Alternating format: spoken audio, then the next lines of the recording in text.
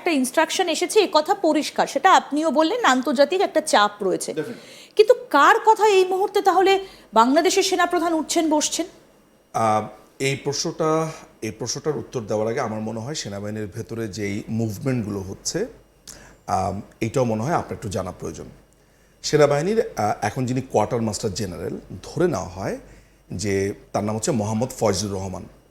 আমি এর আগেও মনে হয় অনেকগুলো প্রোগ্রামে বলেছি যে ফয়জুর মাঝখানে আপনার আরেকটা সেনাপ্রধান ছিল ইকবাল করিম ভুইয়া, আপনার 2012 থেকে 15 সাল পর্যন্ত সেনাপ্রধান ছিলেন।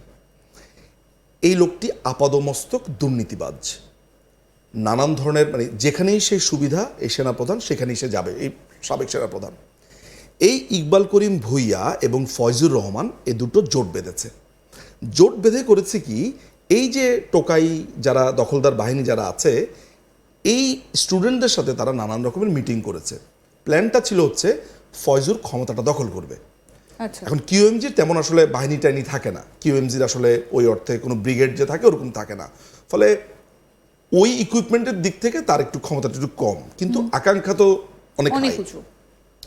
ফলে সেনাবাহিনীতে ফয়জুরকে কিন্তু মজার ব্যাপার হচ্ছে যে ওয়াকার ফয়জুরকে কিন্তু ডিজিএফআই অর্থাৎ গোয়েন্দা প্রধান করেছিল। 1.5 মাস পরেই বুঝে ফেলেছে যে এ তো বাইরে খবর পাচার করছে, যে এর তো অবস্থা ভালো না, তাকে এখান থেকে সরিয়ে দিয়ে নিয়ে আসা অন্য জায়গাতে। তো ফয়জুর যখন এই মুভমেন্টগুলো করছে এটা কিন্তু ওয়াকারের জন্য অনেক বড় একটা প্রেশার।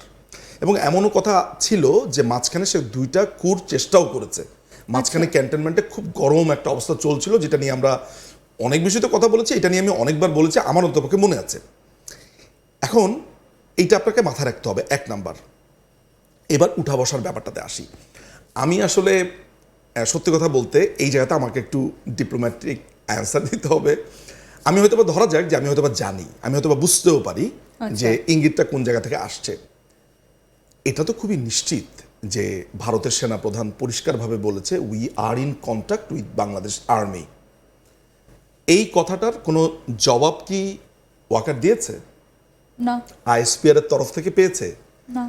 ট্যাসিটলি এটা মেনে নেওয়া হয়েছে যে ইয়েস। এখন বলতে পারে আইএসপিআর থেকে হয়তো একটা বিবৃতি আসতে পারে যে এক সেনাপ্রধান আরেক সেনাপ্রধানের সাথে যোগাযোগ করবে, এটি স্বাভাবিক, আমরা এটা স্বাভাবিক প্রক্রিয়াও ধরে নিচ্ছি। কিন্তু আমার কথা হচ্ছে যে আমি এই ব্যাপারে নিশ্চিত যে আমেরিকান একটা প্রেশার, যেহেতু আমেরিকান ইন্ডিয়ানসরা এখন এক ধরনের অ্যালাইজ এই ট্রাম্প প্রশাসনের সাথে, ফলে এটা একটা যৌথ প্রেশার আছে বলে আমি নিশ্চিত। আমি আবারও বলে নিচ্ছি, কোট আনকোট বা এটা একটা ডিসক্লেমার দিয়ে দেওয়া ভালো, কমপ্লিটলি এই মন্তব্যটা আমার, বাংলাদেশ আওয়ামী লীগকে এখানে অ্যাসোসিয়েট করাই যাবে না। এটা বাংলাদেশ আওয়ামী লীগের কোনো বক্তব্য না, কারণ অনেকেই মনে করে যে নিজুম ভাই যেটা বলছে সেটা মনে হয় আওয়ামী লীগের বক্তব্য, উইচ ইজ নট কারেক্ট। আমার কাছে মনে হচ্ছে যে ইন্ডিয়ান আমেরিকান একটা যৌথ প্রেশার ওয়াকারের উপর আছে, প্রোভাইডেড। এটা মাথায় রাখতে হবে যে এই প্রেশারটা এমন না যে এই আমরা কালকে বাংলাদেশ দখল করে ফেলবো, ইটস নট লাইক দ্যাট। এটা হচ্ছে দেশটাকে শান্তি করার, শান্তিতে আনার জন্য দেশের মানুষকে। 2 যে ক্রমাগত ভারতকে যেভাবে আক্রমণ সারানো হচ্ছে, আপনি এখনো পর্যন্ত আপনার নলেজ থাকা অবস্থাতে আপনি কখনো দেখেছেন যে ভারতের কোনো প্রশাসন 2-1টা খুবই পোলাইট, অনেকটা বলা হচ্ছে ডিফেন্স ব্যাক অফ, মানে আমরা যে মাঝে মধ্যে বলি না যে ব্যাক অফ আমরা বলি না, ওই রকম 2-1টা কথা ছাড়া ভারতকে দেখেছেন? ভারত যেমন খুবই ম্রিয়মানভাবে বলেছে যে দেখুন আমরা বাংলাদেশের সাথে আমাদের একটা বন্ধুত্বপূর্ণ সম্পর্ক, তার মানে হচ্ছে যে সহ্য করছে, বারবার সহ্য করছে। ভারতের তরফ থেকে কোনো এক্সট্রিম কোনো কিছু আপনি করতে দেখেছেন? একদমই না, কোনো রকম কড়া পদক্ষেপ নেওয়া হয়নি। এই যে আপনি আজকে আমার সাথে প্রোগ্রামটা করছেন, আপনি এই প্রোগ্রামটা কেন করছেন? এইটা হচ্ছে তাদের অভিযোগ। অর্থাৎ বাংলাদেশে যেমন তারা প্রেসকে নিয়ন্ত্রণ করে, আপনাকে কি এখানে কোনো সরকারি দল বলছে যে আপনি নিজুম মজুমদারকে আনতে পারবেন না? আপনাকে বিজেপি বলেন, তৃণমূল বলেন, কংগ্রেস বলেন, মানে প্রত্যেকেই নিজের বক্তব্য আলাদা আলাদা ভাবে তারা পেশ করে। এইখানে ভারতের মিডিয়াটা খুব স্বাধীন, এটা আমরা সবাই জানি, এবং যথেষ্ট স্বাধীনতা উপভোগ করেন। আপনি নিশ্চয়ই সেটা জানেন, স্বীকার করবেন। আপনারা যেই স্বাধীনতাটা পান কথা বলবার, বাংলাদেশে মিডিয়া এখন স্বাধীনতা পায় না। তাদেরকে বলে দেওয়া হয় সবকিছু আওয়ামী লীগের এগেনস্টে বলতে হবে, সবকিছু এটা করতে হবে, স্ক্রিপ্টেড সবকিছু। ওরা বাংলাদেশে বসে আপনাদেরকে নিয়ন্ত্রণ করতে চায়। এই যে ভারতীয় সংবাদ মাধ্যম এখন নিঝুম মজুমদারকে আনলো, এই রাগ গিয়ে তাদের পরে হচ্ছে আপনার সরকারের উপরে। ওদের কথা হচ্ছে যে ভারতীয় মিডিয়া শুধু আমার গুণগান গাইবে। তো এই জিনিসগুলো তো দীর্ঘ সময় কিন্তু ধরে হচ্ছে। সেটা তো মিডিয়ার কাজ নয়, কি ঘটছে সেটাই তো তাহলে- আসল সত্যটা তাহলে তুলে ব্যাপারটা ধরাটাই কি- তো কাজ মিডিয়ার। এক্স্যাক্টলি, তাহলে ব্যাপারটা এখন আপনি কেন বলবেন না যে বাংলাদেশে যদি আপনি রাস্তাতে একটা মৃতদেহ পড়ে থাকতে দেখেন, মানুষকে খুন করছেন, সেটা কি আমাদের মিডিয়া বলছে? আমাদের প্রত্যেকটা মিডিয়া এখন বলছে বাতাবি লেবুর বাম্পার ফলনের কথা, অর্থাৎ তারা বাতাবি লেবুর কথা বলে, আলু চাষের কথা বলে, শাক চাষের কথা বলে, কিন্তু দেশের অন্য কোনো কথা বলে না। মানে হচ্ছে যে সব কিছু ভালো আছে দেশের, এগুলো তারা বলতে চাইছে না। মির্জা ফখরুল ইসলাম আলমগীর, বিএনপির যিনি আপনার মহাসচিব বা এখন স্পোক্স পারসন, তিনি 2 দিন আগে বললেন যে বিএম অডিটোরিয়ামে একটা বোমা বিস্ফোরণ হয়েছে, 2 না 3 জন মারা গেছেন সেখানে। আমরা জানি না, যে কমপ্লিটলি ব্ল্যাক আউট। এখন সেটা আপনারা বলছেন, অন্যান্য মিডিয়ারা বলছে, তার মানে হচ্ছে মিডিয়াকে কমপ্লিটলি, এখন এই যে মিডিয়াকে ব্ল্যাক আউট করে রাখা হয়েছে, ভারতীয় সংবাদ মাধ্যম সেটা বলছে, সেটার জন্য গালি খেতে হচ্ছে কাকে? ভারতের সরকারকে। বাংলাদেশে বিডিআর এর কেন সত্যি কথা বলবে? সত্যি কথা বলছে, বিডিআর এর ঘটনাটা হচ্ছে, গালি খেতে হচ্ছে কাকে? ভারতের সরকারকে। যাই কিছু হচ্ছে না কেন, ভারতীয় সরকার, ভারতীয় আমাকে সরকার। একটা জিনিস একটু বলুন ফলে যে ভারত তো ইনস্ট্রাকশন বা ভারত তো এরকম একটা চোখ রাঙানি যদি দেয়ও ওয়াকারকে, আমি এটার জন্য অবাক হব না যে হোয়াট ইউ আর ডুইং। যে এখন যদি ভারতের সাথে পাঙ্গা নিতে আসে, আপনার মনে হয় যে বাংলাদেশের শান্তিরক্ষী নিউ ইয়র্কে যাবে বা অ্যাঙ্গোলাতে যাবে বা সিয়েরা যাবে? Do you think? আমি এটা মনে করি না।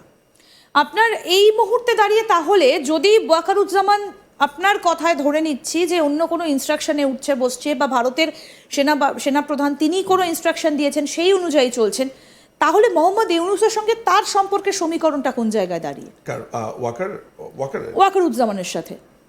দেখুন, আমরা একদম শুরুর দিকে, অর্থাৎ সেপ্টেম্বরে, আমার যতদূর মনে পড়ে সামটাইমস ইন সেপ্টেম্বর, সেটা 24-25 তারিখের দিকে হবে, সেটা হচ্ছে ওয়াকারুজ্জামান একটা সাক্ষাৎকার রয়টার্সকে দেন।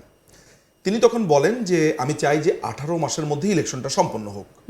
এবং আরেকটা কথা আপনাকে মাথায় রাখতে হবে, যখন 5ই আগস্টের জঙ্গি হামলাটা হয় এবং এই জঙ্গি সর্দার যখন আপনার বলে যে আমি বাংলাদেশের শান্তি শৃঙ্খলা এগুলো রক্ষা করব, নানান ধরনের কথাবার্তা, which he completely failed. Completely বাংলাদেশটা একটা মানে ভঙ্গুর রাষ্ট্র হয়ে গেছে।